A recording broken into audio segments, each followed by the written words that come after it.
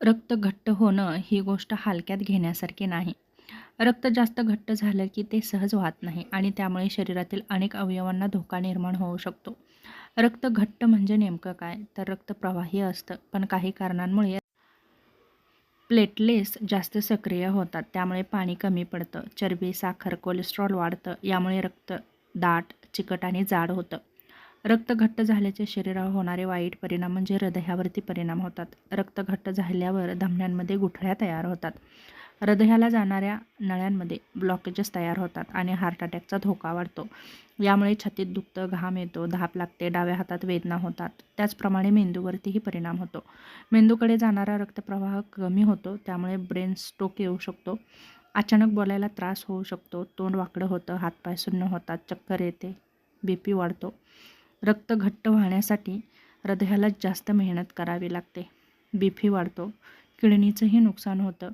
किडनीमध्ये असलेल्या सूक्ष्म रक्तवाहिन्या कमजोर होतात आणि किडनी फेल होण्याचा धोका वाढतो.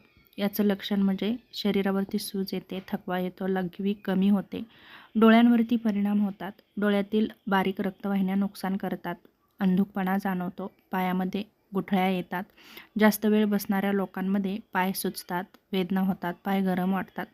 ही गुठळी जर फुफ्फुसात गेली तर धोका खूप वाढतो. त्वचा आणि चेहऱ्यावरतीही परिणाम होतात. त्वचा काळवांडते, डोळ्याखाली काळी वर्तुळे येतात, सतत थकवा जाणवतो. महिलांमध्ये मात्र मासिक पाळी अनियमित होते, गर्भधारणेमध्ये अडथळे निर्माण होतात, गर्भपाताचा धोका वाढतो.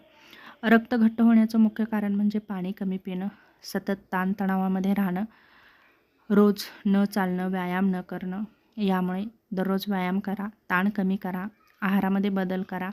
आहारामध्ये लसूण, हळद, आवळा, डाळिंब यांचा नक्कीच समावेश करा. बीट घ्या, हिरव्या पालेभाज्या घ्या, जास्त मीठ, जंक फूड, फास्ट फूड, धूम्रपान, मद्यपान शक्यतो टाळा. उशिरा झोपणं टाळा, वेळेवर झोपा आणि नियमित व्यायामाची सवय लावा. तुम्ही जर तुमचं जीवनशैली बदलली आणि चांगल्या सवयी लावल्या तर बरेचसे धोके कमी करता येतात.